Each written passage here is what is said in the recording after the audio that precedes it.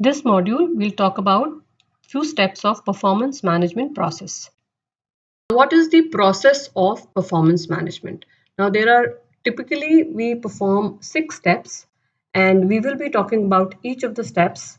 The first steps being the prerequisites, that before we start this process of managing the performance of employees, we need to have certain things in place. Those are the prerequisites. Then we plan the performance. Then we have this performance, that planned performance is executed, and then we assess that performance which has taken place already.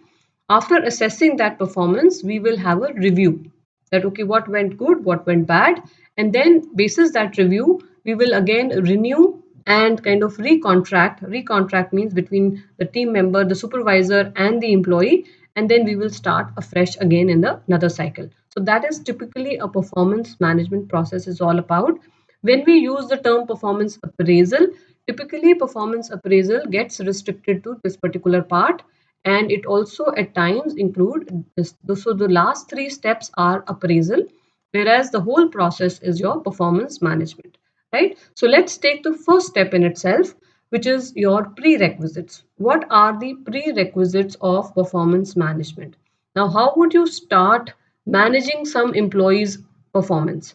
First of all, we need to understand what exactly is the goal which the organization wants to reach. So, and how does the organization want to go to or reach that particular goal? Now, if that thing is clear, basis that we can assign certain goals to an employee. Now, those goals, if they are assigned to a certain employee, means that the job analysis has to be in place. What is it that the employee is supposed to do has to be very clear. So, these are prerequisites for any proper performance management system to be implemented in an organization. So these are the two essential things which need to be in place, the goal of the organization, and around that there has to be a proper job analysis of the position which an employee is occupying. The next step was performance planning. Now once this is done, we come to the planning part, which is setting the goals of that individual. Now each employee should be properly informed that what exactly are we trying to manage, what is the levels of performance expected first of all, and what would be taken as a good exceptional performance, and what would be taken as something which is below the levels of performance expected, right? So there has to be, when we are planning something, there has to be an agreement between the employee and the supervisor. So that means there has to be certain meeting of at least ideas or views between the manager and the employee, and then basis that meeting or a discussion between these two parties, there has to be some certain standard of goals. Now when we start goals cover the what are the result expected, what kind of behavior which is expected from the employee, and what are we trying to achieve out of that. So developmental plan also form the part of this particular planning. Now when we are talking of smart goals, it is, as I said, an abbreviation of S for specific, M for measurable, A for attainable, R for realistic, and T for timely. So specific means we cannot say that, okay, in the next quarter or in the next year, an employee is supposed to make good progress, because good is something very subjective out there. Good means there has to be a certain number. So we will say, okay, you have to get at least 20% growth on your last year's performance. The moment we say 20%, it is something which is specific. Or we could say that, okay, basis the last year's performance, or maybe if we are starting whatever is the level of current level of organization, we need to have costs which should be cut down by 10%. So today whatever is the cost or the overheads which our department is running with or bearing, we will try and focus on something which will reduce our cost by 10%. So that is something specific, right? What is measurable? Now, measurable means a parameters to measure performance, which is your quality, quantity, cost, and time. So, basis these 4 things, we can always say that, okay, once a complaint is received, it has to be solved or resolved within 24 hours. Now, the moment we say 24 hours, that means we are going to measure the level of performance of a particular employee, whether he was able to solve it within 12 hours or whether he took 48 hours to solve that particular complaint. So we can measure his performance basis the response, by measuring what kind of time he took. Attainable. Now, attainable means it should be something which can be attained by an employee, because if we keep goals, or we have certain objectives or targets which are beyond the reach of an employee, it might either demotivate him, or he might be totally stress out achieving those goals. So there is something, we can definitely have a stretch element in the goals, but something which an employee would try to achieve and can attain if he puts in that sort of effort required to achieve that goals. And they should be realistic. We cannot make such goals with a little stretch which are unable to be kind of achieved in a way, because it is not realistic. Now, let's take the current situation. If the situation, we can see the economy the way it happened in last few months during lockdown, we cannot still make a goal. People who were, let's say, talking to their team members in March to 2020, they could not have expected something which was, a growth of a certain number or something, because that is the trend which they generally look at, that every 3 months the things should grow. But being realistic also becomes important, because it was a lockdown kind of thing, people were not moving out, the economy was very slow. So one has to be realistic as well when you are keeping these goals, or when you are trying to make certain goals for the performance, right? And timely. I mean, timely as in it has to relate to that particular period which you're talking about, or within certain deadlines should be given to that particular thing. You should achieve 20% growth. Now, 20% growth might be specific, it can be measured by your numbers today and numbers sometime after. It could be attainable, yes. It could be realistic, yes, now that economy has opened up. But within what time frame do you want that 20% growth? That becomes important. Is it 3 months? Is it 6 months? Is it 1 year? So that becomes a time factor, that every goal has to have a certain deadline. Only then your objectives for the performance management becomes smart, right? So coming to the next step now, once that has been done, your prerequisites being in place, your planning has been done, the next step is, now the goals are set. So the employee and the manager both start their efforts to achieve those goals. So that is performance execution. The planning is now being executed. So in that, it's not just that the manager has made certain goals with the help of the employee and delegated those goals to that employee and he forgets about it. It is a shared responsibility between these two parties, and employee has to give his commitment that okay, these goals are there and I will try and achieve them.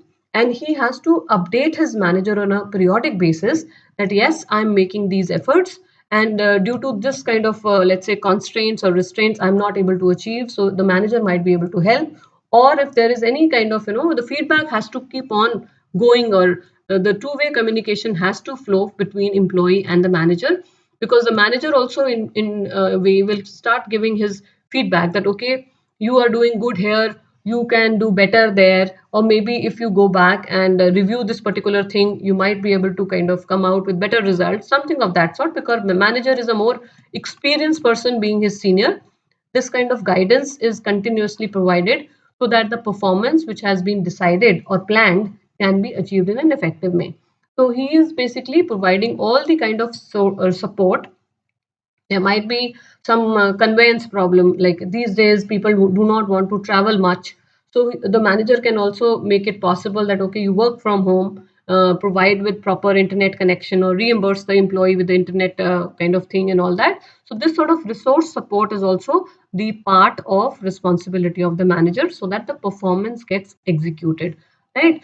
So accurate observation and documentation again becomes the responsibility of the manager in this whole process. Otherwise, let's say if you have this whole thing planned for next 1 year, 12 months, it becomes very difficult if on 11th month or 12th month we need to check with the manager how was the performance of that particular employee. So if it is properly observed and documented, only then we can just flip back pages or look into our sheets, Excel sheets and stuff, wherever we have maintained that log, that what the employee was doing per month kind of thing, per week kind of thing, what kind of problems came in, how was it resolved, whether he was resourceful enough or not. So that whole thing has to be properly observed and documented. That becomes a very important responsibility of the manager. The next step becomes the performance assessment and appraisal.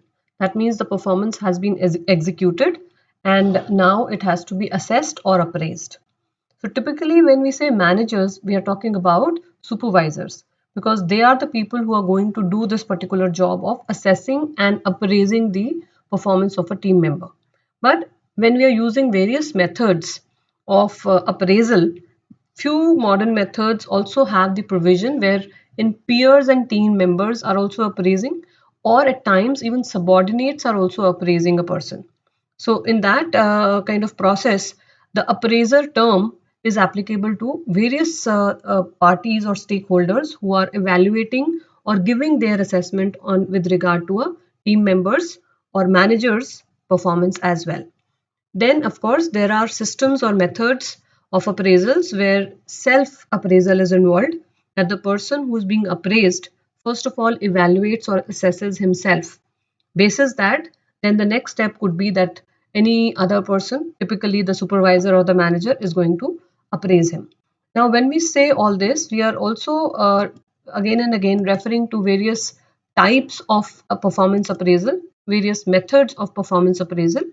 Broadly, they are traditional methods and modern methods. We will be discussing them in detail in our next module. But it's not that there are certain clear cut black and white kind of things. It's a mix and match. There is not any ideal system which may work for all organization. Any system, a part of a particular system or method, can be combined with other method, and they can have a system which suits the organization in the best possible manner. So this is just that they want to appraise the performance of team members in the most effective and unbiased way, right? So once that is done, we come to our next step of conducting performance interview, or in other words, performance review. So we are going to have a review of the performance which has happened, because we have executed the performance, the planned performance. We have kind of having a appraisal around it. We have assessed it.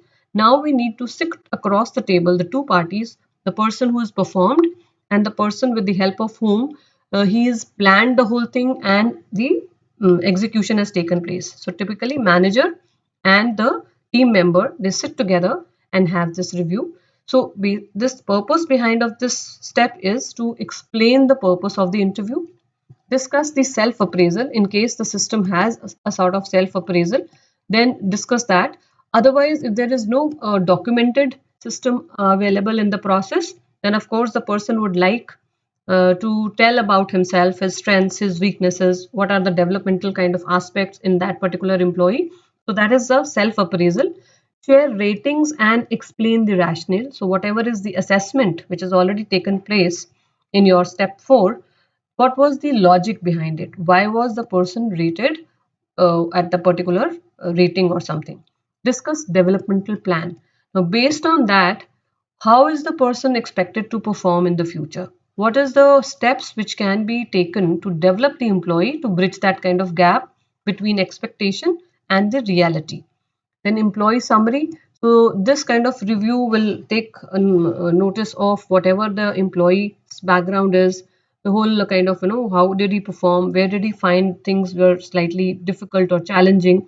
So this whole summarizes the employee profile again in that review. The manager find this an opportunity to understand their team members in a much better way.